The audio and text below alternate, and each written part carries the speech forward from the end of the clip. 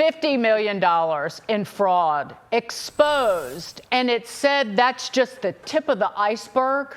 In two separate cases, the Justice Department charging real estate developers in Los Angeles, accusing them of squandering taxpayer money meant to help the homeless. In one case, the culprit, already facing a lawsuit last year from his former employer for embezzlement, was accused of buying lavish gifts for his then-girlfriend, a $46,000 per month rental home in Beverly Hills, $111,000 on a diamond necklace.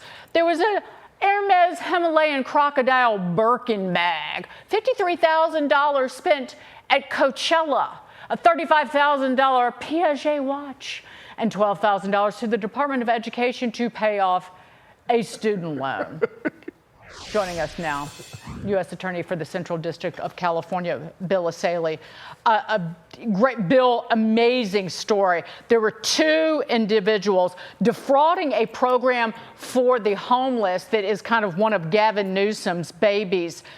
How big of a crime is this, and how far-reaching is it? This, like I said, is the tip of the iceberg. California has spent $24 billion over the last 5 years, allegedly, to solve homelessness. And before President Trump appointed me to be the U.S. attorney here, I was in the state legislature, and we were clamoring, where is this money going? Who's getting it? Because homelessness has gotten worse, not better. So the first thing I did upon being sworn in was setting up a task force with the FBI and the IRS to look at the money. A reporter asked me, how does $24 billion go missing? I said, it doesn't, and we're going to find it.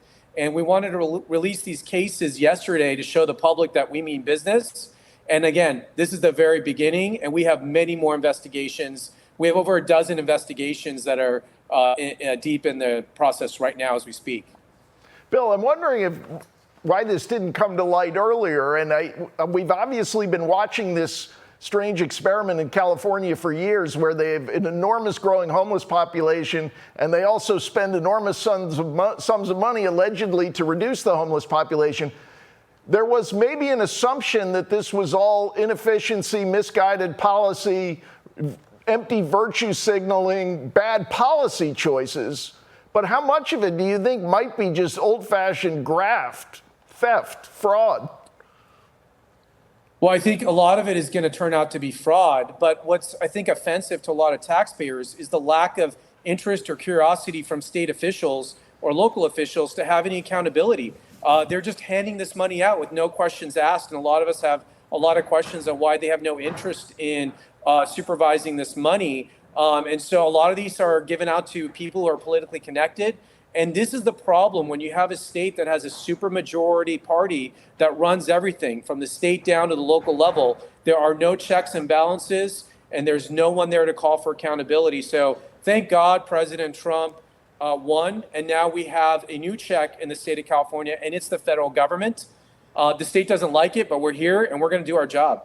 Okay. Bill, thanks. We're going to have to leave it there. Please come back. Yeah. I'm obsessed with this story, and fraud and crime fighters like you and all the people working in the Department of Justice.